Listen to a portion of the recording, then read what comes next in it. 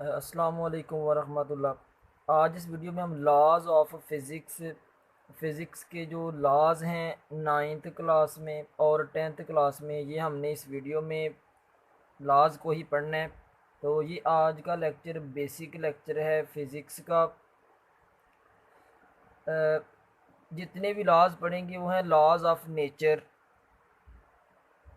तो first law है Newton first law of motion. ये नाइन्थ क्लास में चैप्टर 3 में आता है। चैप्टर फर्स्ट में कोई लॉ नहीं है, चैप्टर सेकंड में भी कोई नहीं है, तो थर्ड में Newton first law of motion आता है। Newton first law of motion की डिफ़ाइन क्या है? एक ऑब्जेक्ट रेस्ट में हो, रेस्ट में रहता है या यूनिफॉर्म मोशन कर रहा हो, वो यूनिफॉर्म मोशन ही करता रहता है जब तक उस पर कोई नेट फोर्स एक्ट ना करे। तो ये कहाँ पे अप्लाई हो रहा है? यानी हम देखते हैं कि टेबल के ऊपर बुक पड़ी हुई है, बुक एक दिन भी पड़ी रहेगी, दूसरे दिन भी, तीसरे दिन भी, जब तक हम फोर्स नहीं लगाएंगे, अपने हैंड से इसको आगे पीछे नहीं करेंगे, ये बुक अपनी जगह से मूव नहीं करेगी। तो ये न्यूटन फर्स्ट लॉ है।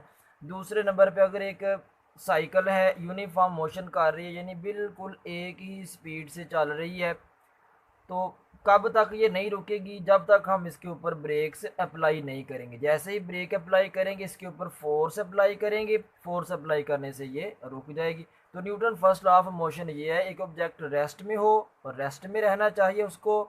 एक ऑब्जेक्ट यूनिफॉर्म मोशन कर रहा है, उसको मोशन ही मोशन में ही रहना चाहिए। क्यों वो रुक जाता है, क्यों ये जो मूव करना शुरू कर देती है पेंसिल बुक अपनी जगह से क्यों मूव हुई है? क्योंकि कोई ना कोई फोर्स लगाएंगे तब ही इसकी मोशन चेंज होगी। रेस्ट में होगा तो मूव करना शुरू कर देगा, मूव कर रही है तो रेस्ट में आ जाएगी ये साइकिल। तो फिर Newton first law of motion हमें फोर्स का कॉन्सेप्ट देता है। किसका कॉन्सेप्ट देता है? फोर्स का। और Newton second law of motion पढ़ेंगे, ये हमें फोर्स को मेजर करके देता है। तो Newton second law of motion को हम नेट फोर्स फाइंड करने के लिए यूज़ करते हैं। जैसे ये जो एक व्हीकल है, इसको ये फोर्स लगा रहा है, ये पर्सन कितनी फोर्स लगाएगा, इस फोर्स को हम Newton second law of motion से फाइंड करते हैं। और कोई लॉ नहीं है जिससे हम फोर्स फाइंड कर सकें, तो ये Newton second law of motion है। इससे हम किसी भी ऑब्जेक्ट पर लगाई गई फोर्स फाइंड कर सकते हैं। F is equal to ma। Newton third law of motion. Newton third law of motion जो है, ये ही कहता है कि हर एक्शन का एक रिएक्शन है जो हर एक्शन का एक रिएक्शन है जो एक्शन के इक्वल होता है लेकिन डायरेक्शन अपोजिट होती है। तो ये लॉ कहाँ पे एप्लीकेबल है? डेली लाइफ में हम रोड पे चल रहे होते हैं, हम रोड पे एक्शन करते हैं और रोड हम के ऊपर रिएक्शन कर रहा होता है। रोड के रिएक्शन की वजह से हम चल रहे होते हैं। बैलून के केस में बैलून से एयर इधर को निकलती है, बैलून ऊपर को जाता है। इसी तरह रॉकेट जो है स्पेस में मूव करता है, कोई फ्रिक्शन नहीं होती लेकिन फिर भी ये मूव कर रहा होता है। किस लॉ को फॉलो करके? Newton third law of motion को। यानी ये एक्शन कर रहा होता है और गैसेस इसके ऊपर रिएक्शन कर रही होती हैं जो पीछे से फुल स्पीड से निकलती हैं। इन्हीं गैसेस के रिएक्शन की वजह से रॉकेट मूव कर रहा होता है। इसी तरह रोड के ऊपर हम देखते हैं जितनी बसेस चल रही होती हैं, मोटरसाइकिल्स, वो सारी की सारी इस न्यूटन के थर्ड लॉ को फॉलो करके मूव कर रही होती हैं। अब नेक्स्ट है law of conservation of momentum. ये भी इसी चैप्टर 3 में है। ये कहाँ पे एप्लीकेबल है? जब हम गन से फायर करते हैं, बुलेट आगे को मूव करती है और गन पीछे को रिकॉइल करती है। क्या करने के लिए? बेसिकली ये लॉ है, इसमें मोमेंटम कंजर्व रहता है। ये लॉ हमें बताता है कि मोमेंटम कंजर्व रहता है बिफोर और आफ्टर कोलिजन। यानी बुलेट का मैस कम है लेकिन वेलोसिटी बहुत ज़्यादा होगी। गन रिकॉइल क्यों करेगी, पीछे को झटका क्यों खाएगी? क्योंकि इसका मैस ज़्यादा है और इसकी वेलोसिटी कम है। तो फिर दोनों का मोमेंटम क्या रहेगा? सेम रहेगा। इसी तरह ये law of conservation of momentum इस केस में भी एप्लीकेबल हो रहा होता है, रॉकेट के केस में भी, कि जो रॉकेट का मोमेंटम है वो इससे निकलने वाली गैसेस के मोमेंटम के इक्वल होता है। तो ये लॉ भी जब रॉकेट मूव कर रहा होता है, न्यूटन थर्ड लॉ भी अप्लाई हो रहा होता है इस रॉकेट के ऊपर, और ये law of conservation of momentum भी अप्लाई हो रहा होता है। अब नेक्स्ट है चैप्टर 4 में principle of moment. Principle of moment किसके लिए यूज़ होता है? ऑब्जेक्ट्स को बैलेंस करने के लिए। किसी वेज के ऊपर ऑब्जेक्ट को बैलेंस करना, उसके लिए ये लॉ प्रिंसिपल यूज़ होता है। बेसिकली इसकी डिफाइन है कि sum of clockwise movements is equal to sum of anti clockwise movements. ये person anti clockwise movement produce करेगा और ये वाला क्लॉकवाइज। कब ये वुडन पीस जिसके ऊपर ये बैठे हुए हैं, कब ये बैलेंस हो जाएगा? जब दोनों का मोमेंट सेम होगा, यानी ये क्लॉकवाइज एंटी क्लॉकवाइज और ये क्लॉकवाइज मोमेंट जब दोनों का सेम होगा, फिर ये वेज वेज के ऊपर बिल्कुल ये वुडन पीस जो है ये बैलेंस हो जाएगा। तो ये बैलेंस करने के लिए ये प्रिंसिपल ऑफ मोमेंट यूज़ होता है।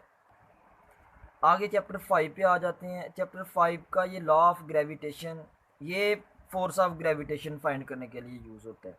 यानी कोई ऑब्जेक्ट हाइट से ऊपर को जा रहा है, अर्थ से ऊपर को जा रहा है, तो अर्थ इसको अपनी तरफ खींचेगी, कितनी फोर्स से खींचेगी, इस फोर्स को फाइंड करने के लिए न्यूटन ने ये लॉ दिया था।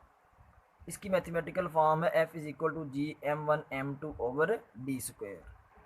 इस लॉ को हम अगर दो ऑब्जेक्ट्स हैं ज़मीन के ऊपर पड़े हुए, तो इन दोनों के बिटवीन फोर्स कितनी लग रही है, इस फोर्स को भी फाइंड करने के लिए हम इस लॉ को यूज़ करते हैं। नेक्स्ट है पास्कल्स लॉ, ये चैप्टर 7 में है।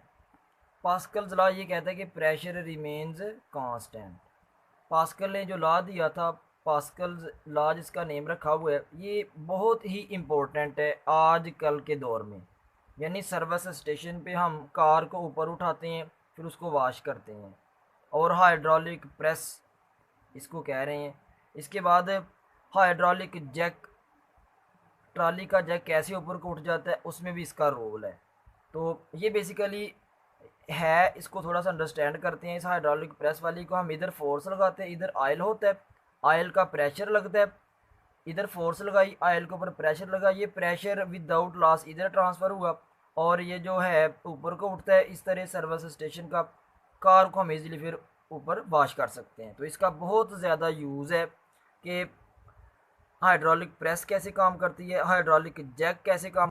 इसके बाद हाइड्रोलिक एक्सावेटर यानी क्रेन जो है, इसमें तो बहुत ज़्यादा यूज़ है। क्रेन में बहुत सारी जगहों पे इसका यूज़ है, इधर भी इधर भी इधर भी प्रेशर लग रहा होता है। और ब्रेकिंग सिस्टम इन व्हीकल्स में जो ब्रेकिंग सिस्टम होता है, प्रेशर ब्रेक्स हम कह रहे होते हैं कि आजकल के दौर में प्रेशर ब्रेक्स हैं कार की, तो वो ऑयल के प्रेशर की वजह से ब्रेक लगती है।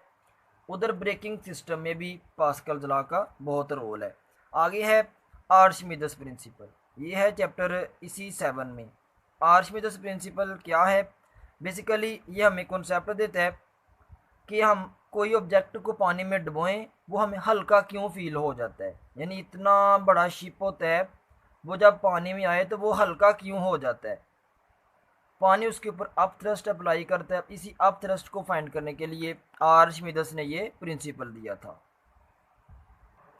नेक्स्ट इसी चैप्टर में है प्रिंसिपल ऑफ फ्लोटेशन, तैरने का असूल, कि कोई भी ऑब्जेक्ट पानी में उस वक्त फ्लोट कर सकता है जब वो अपने वज़न का माया अपनी जगह से परे हटाता है। यानी कोई भी ऑब्जेक्ट पानी में कब तैर सकता है? जब वो अपने वेट का पानी आगे से परे हटाता जाता है। तो इस लॉ को फॉलो करके ओशियंस में शिप्स चल रहे होते हैं, ओशियंस में जो हैं मरीन्स चल रही होती हैं, आबदोज़ें चल रही होती हैं। कब शिप चलेगा आगे को? जब ये अपने वेट का पानी साइड पे करता जाएगा अपने वेट का पानी, तब ही ये मूव करेगा। हम भी अगर पानी में तैरना है हमने, तो कब तैर सकते हैं पानी में? जब हम अपने वेट का पानी अपने जगह से परे हटाते जाएंगे। और एक लकड़ी का पीस जो है पानी के ऊपर क्यों फ्लोट करता है? क्योंकि इसका वॉल्यूम ज़्यादा होता है, और इसके नीचे जितना पानी है उस पानी का वेट इसके वेट से ज़्यादा होगा, फिर ही ये तैर सकते हैं। जबकि एक स्टोन पानी में डूब जाता है, क्यों डूब जाता है? इसलिए डूब जाता है क्योंकि इस स्टोन का वेट जो है इसका स्मॉल वॉल्यूम है, और इसके नीचे जितना पानी है उस पानी का वेट इसके वेट से कम होगा, क्योंकि स्मॉल वॉल्यूम होने की वजह से इसके नीचे जितना पानी होगा तय तक, उस पानी का वेट इसके वेट से कम होता है, इसलिए ये स्टोन पानी में डूब जाता है। नेक्स्ट है हुक्स लॉ। हुक्स लॉ को कहाँ पे यूज़ करते हैं? हुक्स लॉ की मैथमेटिकल फॉर्म ये है कि strain is directly proportional to stress. यानी किसी बॉडी के ऊपर फोर्स लगाएं, उसकी शेप में चेंज आ जाती है।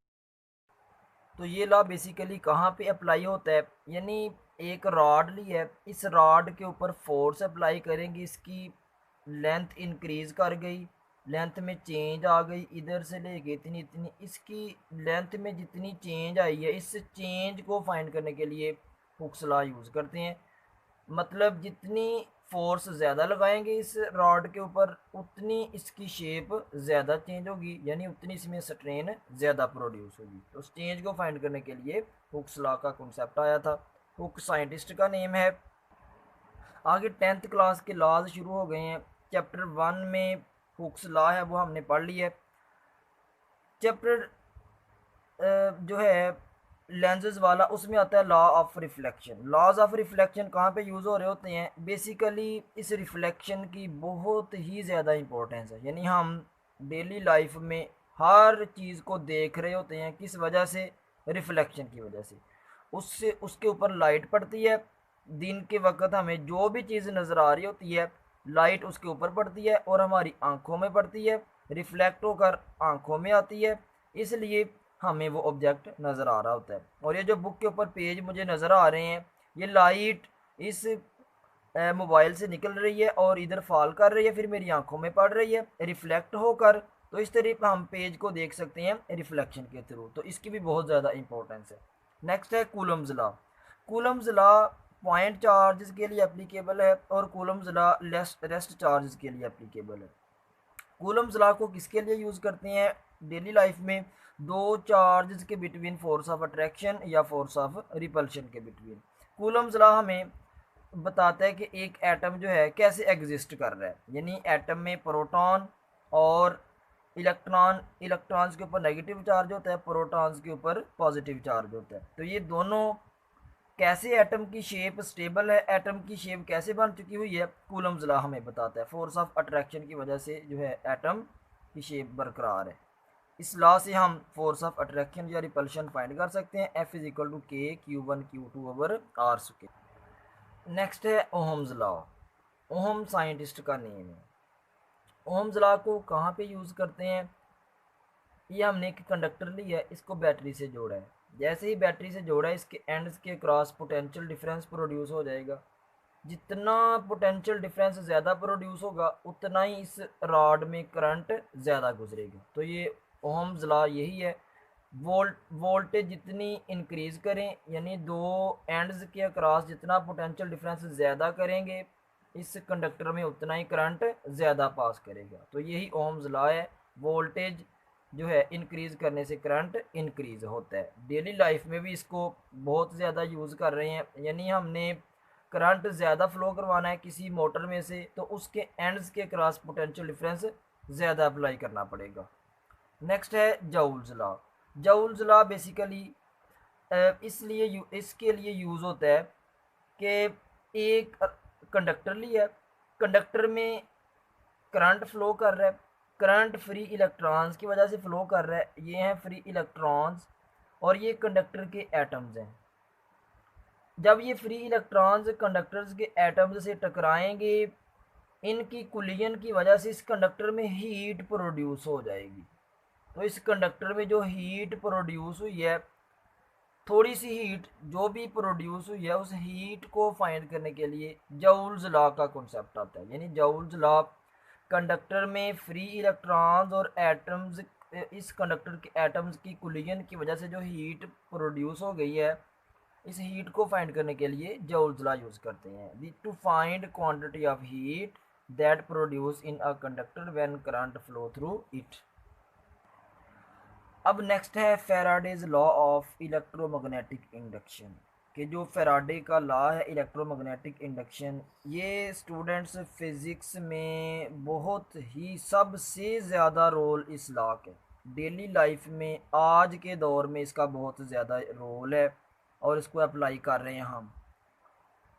क्या है ये फेराडेज लॉ? कि मैग्नेटिक फील्ड के चेंज होने से करंट इंड्यूस होता है, और ये करंट इंड्यूस हम डैम में बिजली बना रहे हैं, उधर भी पानी को हाइट से गिराते हैं, वो पानी डैम से हाइट से फॉल करता है टरबाइंस के ऊपर, टरबाइंस आगे जनरेटर को रन करवाती हैं, इनके साथ जनरेटर लगा होता है, और जनरेटर की मैग्नेट्स का मैग्नेटिक फील्ड चेंज होता है, जब जनरेटर की कॉइल मूव हुई, इन टरबाइंस के मूव करने से जब जनरेटर की कॉइल मूव करेगी, मूव करने से जनरेटर में मैग्नेट्स लगी होती हैं, मैग्नेट्स का मैग्नेटिक फील्ड चेंज होता है और मैग्नेटिक फील्ड के चेंज होने से क्या इंड्यूस हो रहा होता है, करंट इंड्यूस हो रहा होता है। तो ये डैम में इस फैराडेज लॉ की बहुत ज़्यादा इम्पोर्टेंस है। फिर बिजली से ही सारे काम हो रहे हैं डेली लाइफ में। आज के दौर में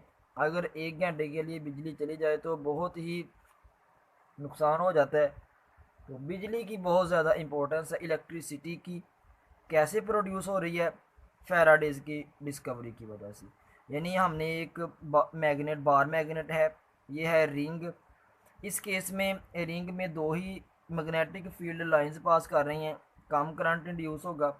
इस केस में मैग्नेटिक फील्ड लाइन इस रिंग में से ज़्यादा पास कर रही हैं, ज़्यादा करंट इंड्यूस होगा। तो यही फैराडेज लॉ है। जितनी मैग्नेटिक फील्ड लाइंस ज़्यादा चेंज होंगी उतना ही करंट ज़्यादा इंड्यूस होता है। यानी इंड्यूस्ड करंट या इंड्यूस्ड ईएमएफ किसके डायरेक्टली प्रोपोर्शनल होती है, rate of change of magnetic field lines. अब नेक्स्ट है लेंज़ेस लॉ।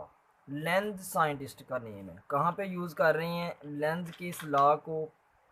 अब प्रीवियस अभी पढ़ा हमने कि फैराडे ने ये कहा था कि मैग्नेटिक फील्ड के चेंज होने से करंट इंड्यूस होता है। इंड्यूस्ड ईएमएफ जो है, ईएमएफ इंड्यूस होती है। उस इंड्यूस्ड ईएमएफ की डायरेक्शन को फाइंड करने के लिए लेंज ने ये लॉ दिया था। तो ये लॉ रिलेट करता है law of conservation of energy के साथ। यानी अगर एक बार मैग्नेट ली है, ये सॉलिनाइड है, ये है गैल्वेनोमीटर। जब इस सॉलिनाइड को इधर को मूव करवाया, टूवर्ड्स मूव करवाया सॉलिनाइड के, तो ये सॉलिनाइड का नॉर्थ पोल बन गया। फिर इस केस में इंड्यूस्ड करंट की डायरेक्शन इधर को है। और जब इस बार मैग्नेट को अवे मूव करवाया इस सॉलिनाइड से, फिर इस केस में करंट की डायरेक्शन इधर को है। तो ये इंड्यूस्ड करंट की डायरेक्शन फाइंड करने के लिए हम इस लेंज़ेस लॉ को यूज़ करते हैं। नेक्स्ट स्किप हो गया था स्नेल्स लॉ। ये चैप्टर 12 में है, लेंसेज वाले चैप्टर में है। स्नेल्स लॉ कहाँ पे इसको यूज़ करते हैं, इसको यूज़ करते हैं कि किसी भी मीडियम में स्पीड ऑफ लाइट कितनी चेंज हुई है। और स्पीड ऑफ लाइट का जनरल फार्मूला है 3 × 10 की 8 ms-2 ms-1। ये तो एयर में स्पीड ऑफ लाइट है। किसी मीडियम में यानी डायमंड में कितनी होगी स्पीड ऑफ लाइट, या वाटर में कितनी होगी स्पीड ऑफ लाइट, ग्लास में कितनी होगी स्पीड ऑफ लाइट। तो स्पीड ऑफ लाइट कितनी चेंज होगी किसी मीडियम में, उसको फाइंड करने के लिए स्नेल्स लॉ यूज़ करते हैं। और इसमें हम एक टर्म यूज़ करेंगे रिफ्रैक्टिव इंडेक्स की। बेसिकली इसका जनरल फार्मूला है n = sin I/sin r। छोटी सी एग्जांपल ली है कि कैसे इस स्नेल्स लॉ को यूज़ करके हम change in speed of light किसी मीडियम में फाइंड कर सकते हैं। हमने स्पीड ऑफ लाइट चेक करनी है डायमंड में कितनी होगी। तो डायमंड का रिफ्रैक्टिव इंडेक्स होता है 2.42 और एयर का रिफ्रैक्टिव इंडेक्स होता है 1.00। और स्पीड ऑफ लाइट का, लाइट जो है इसकी वैल्यू होती है 3 × 10 की 8 मीटर/सेकेंड। रिफ्रैक्टिव इंडेक्स का फार्मूला राइट किया n = c/v। हमने डायमंड में स्पीड ऑफ लाइट निकालनी है। ये speed of light in air है, ये v होती है speed of light in medium. हमने इस मीडियम में स्पीड ऑफ लाइट फाइंड करना है, ये v इधर चला जाएगा, n इसकी जगह पे आ गया। c की वैल्यू पुट की 3 × 10⁸ n रिफ्रैक्टिव इंडेक्स है इस मीडियम का, डायमंड का, पुट किया और डिवाइड किया। जब इस पे आंसर आया 1.2 × 10⁸ मीटर/सेकेंड। तो हमने डायमंड में स्पीड ऑफ लाइट कैलकुलेट कर ली 1.2 × 10 की 8 मीटर/सेकेंड। यानी इस स्नेल्स लॉ को यूज़ करके हम रिफ्रैक्टिव इंडेक्स फाइंड करते हैं और रिफ्रैक्टिव इंडेक्स वाले फार्मूला से हम किसी भी ऑब्जेक्ट की किसी भी मीडियम में स्पीड ऑफ लाइट को फाइंड कर सकते हैं। तो ये Snell's law speed of light किसी मीडियम में कितनी होती है उसको फाइंड करने के लिए यूज़ होता है। तो ये था स्टूडेंट्स आज बहुत इंपॉर्टेंट टॉपिक कि ये जो फिज़िक्स में लॉज पढ़े थे हमने 9th-10th में, इनको कहाँ पे यूज़ कर रहे हैं डेली लाइफ में। तो अगर आपको ये वीडियो अच्छी लगे तो इस चैनल को सब्सक्राइब कर लें ताकि हर वीडियो जो है आपको मिलती रहे। अल्लाह हाफ़िज़।